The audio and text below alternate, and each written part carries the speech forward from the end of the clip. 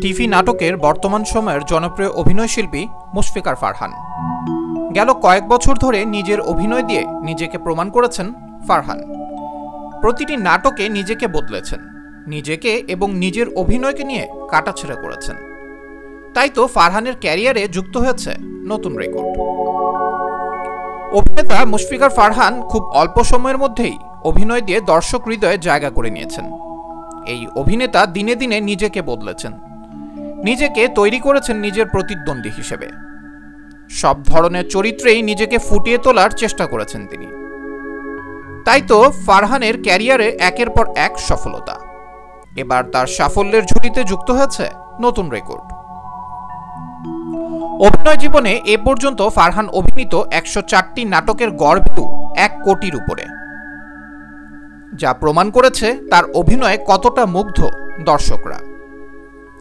এ প্রসঙ্গে মুশফিক ফারহান মনে করেন এই কৃতিত্ব তার একার নয়। তিনি বলেন, আমার দর্শকের এবং প্রতিটি কাজের সঙ্গে যুক্ত থাকা সকলের।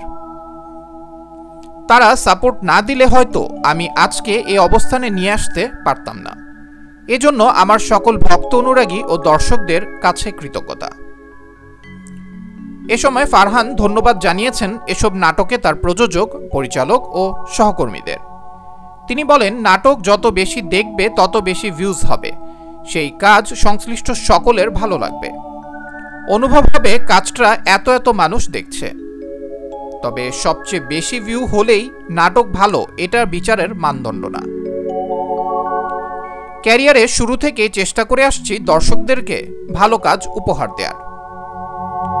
আরজে থেকে অভিনয় আসা মুশফিক ফারহান বলেন, একজন শিল্পীর একটি কাজের পেছনে অনেক শ্রম সাধনা জড়িত থাকে, আর সেই কাজটা যখন দর্শক গ্রহণ করে, ভালোবাসা প্রকাশ করে, তখন সকল কষ্ট দূর হয়ে যায়।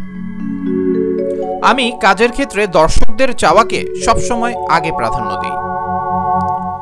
ফারহান অভিনীত ভুলো না আমায়, পারবো না ভুলতে তোকে, মাই ডিয়ার লিডার, শুধু তোমার জন্য, আমার হয়ে থেকো, একবার বলো ভালোবাসি, সেই তুমি, ওয়েডিং ক্রাশ, সুইট প্রবলেম, লাফাঙ্গা, কলিজার আধখান, তুই আমারই, নিউলি ম্যারিডে নাটকগুলো কোটি ভিউয়ের তালিকায় শীর্ষে রয়েছে।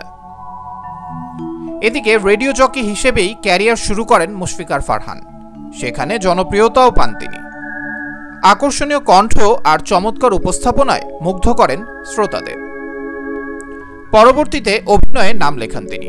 সেখানেও নিজেকে মেলে ধরতে সক্ষম হয়েছেন এই অভিনেতা।